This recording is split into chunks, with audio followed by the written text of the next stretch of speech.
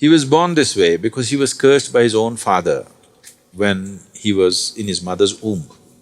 His father was also a very famous sage and a great scholar, acquired many things, we don't know how many lifetimes.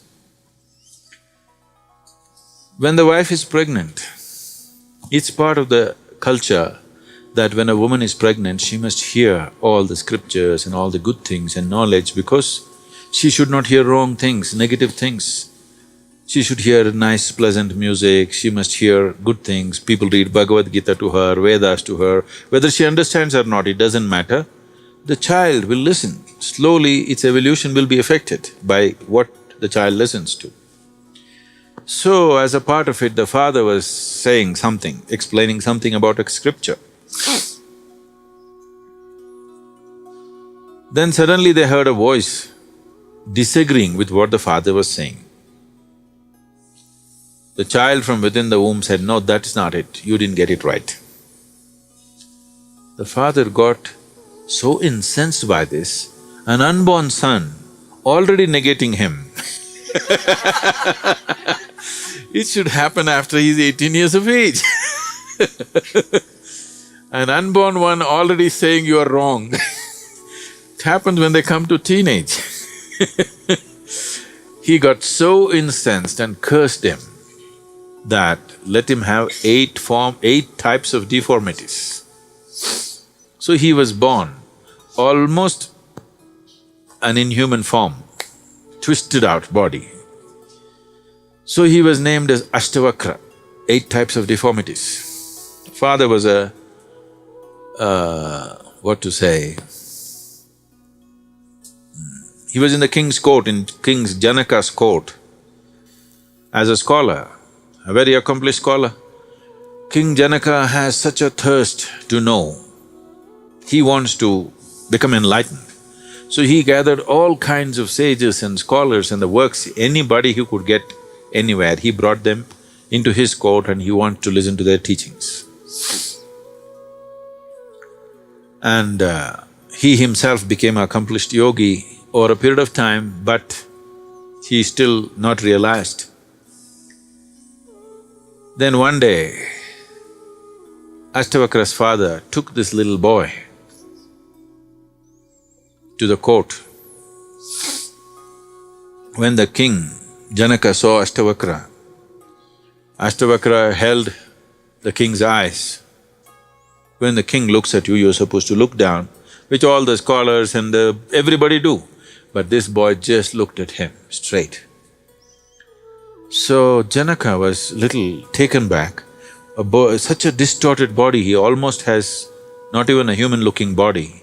But the boy's eyes were such, he just stared at the king and said, "All these scholars who are sitting here, with all due respect to all of them, none of these people, including my father, will be able to give you what you're looking for."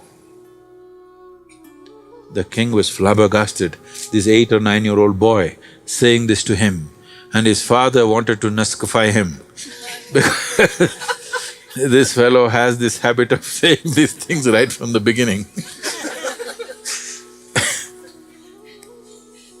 Then Ashtavakra, at the age of 12 or 14, he left the family and went into the forest. One day King Janaka went hunting with his retinue of soldiers and the works. And in the heat of hunt, he got separated from the soldiers and he got lost in this forest. Then he found Ashtavakra sitting in the jungle.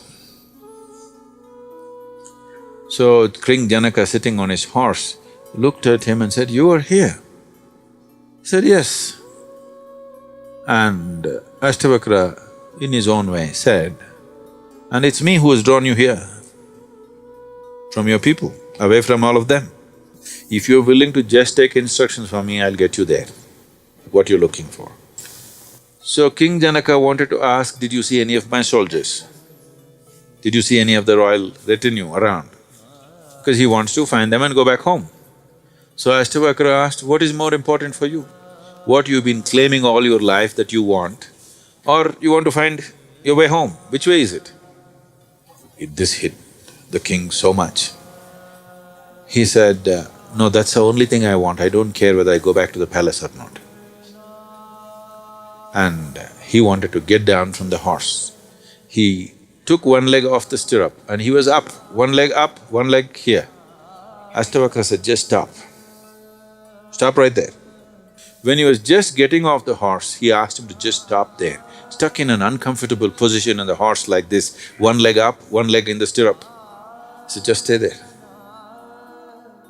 This is the first act of Zen, okay? This is some 8,000 years ago. And Janaka realized in that uncomfortable position, he suddenly burst into enlightenment. He got down and bowed down to Ashtavakra and wanted to stay there. After a certain period of time, Ashtavakra said, you go back to the palace. King Janaka said, no way, the palace means nothing to me, I am not going back. So Ashtavakra said, the question is not about whether you want to be a king or not. The people of this nation